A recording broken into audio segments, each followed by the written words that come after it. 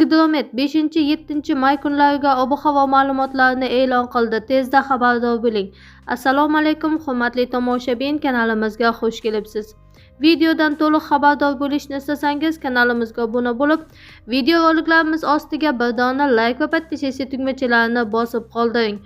Unga ko'ra, Qoraqalpog'iston Respublikasi va Xorazm viloyatida havo biroz bulutli bo'ladi. Yog'ingarchilik kutilmaydi. Shamol sharqdan 7-12 metr/sekund tezlikda esadi. Ba'zi joylarda 13-18 metr/sekundgacha kuchayishi mumkin.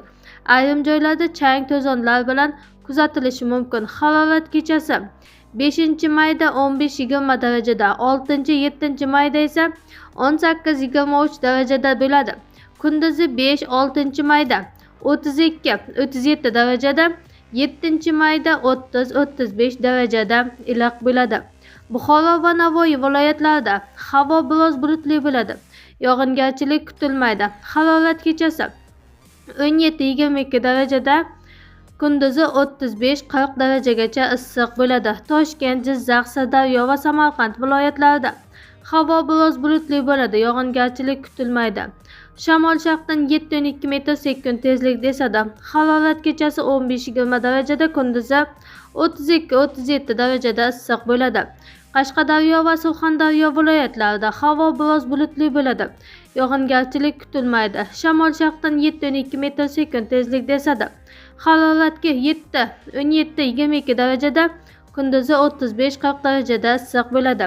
Andijon, Namangan va Farg'ona viloyatlarida havo biroz bulutli bo'ladi. Yog'ingarchilik kutilmaydi. Harorat kechasi 15-20 darajada, kunduzi 5-mayda 30-35 darajada, 6-7 mayda 32-37 darajada issiq bo'ladi. Respublikaning tog'li hududlarida havo biroz bulutli bo'ladi. Yog'ingarchilik kutilmaydi. Shamol sharqdan 7-12 metr/sekund tezlikda esadi. Harorat kechasi 10-15 darajada, kunduzi 22-27 darajada issiq bo'ladi. Eng so'nggi yangiliklardan birinchilardan bo'lib xabardor bo'lishni istasangiz, kanalimizga obuna bo'lib, videoroliklarimiz ostiga bir dona like va podpisatsiya tugmachalarini bosib qoldiring.